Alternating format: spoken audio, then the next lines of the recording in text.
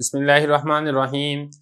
المرکات کا تیسرا باب ہے حجت، سبق نمبر 8 میں خوش آمدید۔ آج کے سبق کے اندر ہم قضیہ حقیقیہ، قضیہ ذہنیہ اور قضیہ خارجیہ کے بارے میں پڑھیں گے۔ عبارت دیکھ لیں۔ فصل تقسیم آخر للحملیت، موضوع الحملیت ان کان موجودا فی الخارجی وکان الحکم فیہا باعتبار خصوصی وجودہ فی الخارجی کانت القضیۃ خارجیۃ نحو الانسان کاتب وان کان موجودا فی الذہن وکان الحکم باعتبار خصوصی وجودہ فی الذہن کانت ذہنیۃ نحو الانسان کلی وان کان الحکم باعتبار تقررہ فی الواقع مع عزل النظر عن خصوصیت طرف الخارج و الذہن سمیت القضیۃ حقیقیۃ نحو الاربعۃ زوج والستۃ ضعف الثلاثۃ۔ ترجمہ دیکھ لیں۔ قضیہ حملیہ کی ایک اور تقسیم ہے۔ قضیہ حملیہ کا موضوع اگر تو خارج میں موجود ہو اور حکم اس میں باعتبار خارج میں موجود ہونے کی خصوصیت سے ہو تو وہ قضیہ خارجیہ ہوتا ہے، جیسے کہ الانسان کاتب، اور اگر وہ ذہن میں موجود ہو اور حکم اس میں ذہن میں موجود ہونے کے خاص ہونے کے اعتبار سے ہو تو وہ ذہنیہ ہوتا ہے، جیسے کہ الانسان کلی،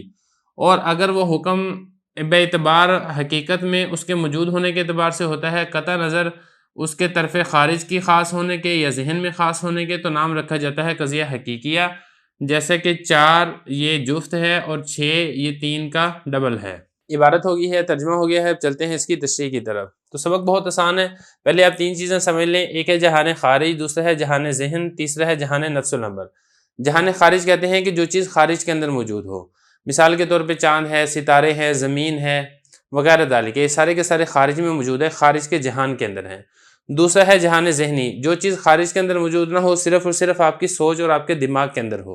مثال کے طور پہ ہم یہ کہتے ہیں کہ انسان ایک کلی ہے۔ اب کلی ایک ایسا مفہوم ہے جو خارج کے اندر نہیں پایا جاتا ہے بلکہ صرف آپ کے دماغ کے اندر موجود ہے۔ تیسرا یہ ہے کہ نفس امر، یعنی کوئی چیز خارج اور ذہن سے قطع نظر ہو کر کوئی چیز پائی جا رہی ہو تو پھر اس کو کہا جاتا ہے نفس الامر۔ مثال کے طور پہ ہم یہ کہتے ہیں کہ 3 یہ طاق ہے، 4 یہ جفت ہے، یہ 6 یہ 3 کا ڈبل ہے۔ اب اس میں اس چیز کا کوئی خیال نہیں ہے کہ خارج کے اندر پایا جا رہا ہے، یعنی خارج کے اندر کوئی چیز پائی جائے جو 6 ہو، یا خارج کے اندر کوئی 3 چیزیں پائی جائیں، اس سے قطع نظر۔ بس ایک چیز ہے کہ 3 ہوگا یہ طاق ہوگا، 4 ہوگا یہ جفت ہوگا۔ اب اس میں اس چیز کا کوئی خیال نہیں ہے کہ خارج میں ہے یا پھر ذہن میں ہے، اس کو کہا جاتا ہے نفس امر۔ اب یہ جب آپ نے 3 چیزیں سمجھ لی ہیں، اب آپ نے یہاں پر یہ سمجھنا ہے کہ قضیہ حملیہ، جو کہ آپ پہلے تفصیل سے پڑھ چکے ہیں، اس کا موضوع اگر خارج کے اندر پایا جا رہا ہے اور اس کے اوپر آپ جو محمول کا حکم لگا رہے ہیں وہ اس اعتبار سے لگا رہے ہیں کہ خارج کے اندر خاص طور پہ پایا جا رہا ہے، تو اس کو کہا جائے گا قضیہ خارجیہ۔ اور اسی طریقے سے اگر قضیے کا جو موضوع ہے وہ خارج کے نہیں پایا جا رہا بلکہ ذہن کے اندر پایا جا رہا ہے، اور ذہن میں پائے جانے ہونے کے اعتبار سے اگر آپ اس کے اوپر محمول کا اثبات کر رہے ہیں تو اس کو کہا جائے گا قضیہ ذہنیہ۔ اور اگر قطع نظر خارج میں پائے جانے سے، قطع نظر ذہن میں پائے جانے سے کوئی چیز پائی جا رہی ہے، اس کا وجود موجود ہے، تو پھر اس کو کہا جائے گا قضیہ حقیقیہ۔ ذرا عبارت دیکھ لیں۔ اب فرما رہے ہیں کہ قضیہ حملیہ کی ایک اور تقسیم ہے۔ قضیہ حملیہ کا موضوع اگر تو خارج میں موجود ہو ایک بات، اور حکم اس میں جو لگ رہا ہے، حکم کا مطلب یہ ہے کہ محمول کا جو موضوع کے لیے اس بات ہو رہا ہے، یہ اس بات اسی اعتبار سے ہو رہا ہے، خارج میں پائے جانے ہونے کی خصوصیت کے اعتبار سے، کہ خاص طور پر یہ چیز خارج کے اندر پائی جا رہی ہے، اسی لیے ہم محمول کا موضوع کے لیے اس بات کر رہے ہیں، تو اس کو کہا جائے گا قضیہ خارجیہ۔ تو یہ فرماتے ہیں یہ والا قضیہ خارجیہ ہوگا، جیسے کہ الانسان کاتب۔ اب یہاں پہ دیکھیں، یہ جو کاتب ہے، انسان کاتب ہونا، یہ خارج کے اندر پایا جاتا ہے۔ بہت سے لوگ ہیں جو کتابت کرتے ہیں، اور ہم جو انسان کے اوپر جو کتابت کا حکم لگا رہے ہیں، کاتب ہونے کا حکم لگا رہے ہیں، وہ خارج میں پائے جانے کے اعتبار سے لگا رہے ہیں، تو اس کو کہا جائے گا قضیہ خارجیہ۔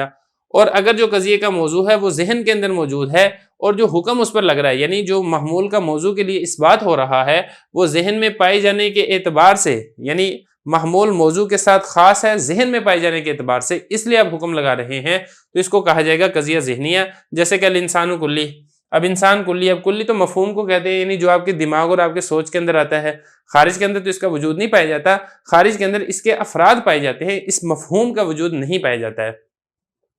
اور اگر تو حکم لگ رہا ہے حقیقت کے اندر موجود ہونے کے اعتبار سے، مع عزل النظر، عزل نظر کہتے ہیں قطع نظر، قطع نظر اس بات سے، طرف خارج، طرف کہتے ہیں جانب کو، خارجی جانب اور ذہن کی جانب۔ خارجی جانب میں آپ کو بتا چکا ہوں جہان خارج، اور ذہنی جانب میں آپ کو بتا چکا ہوں جہان ذہن۔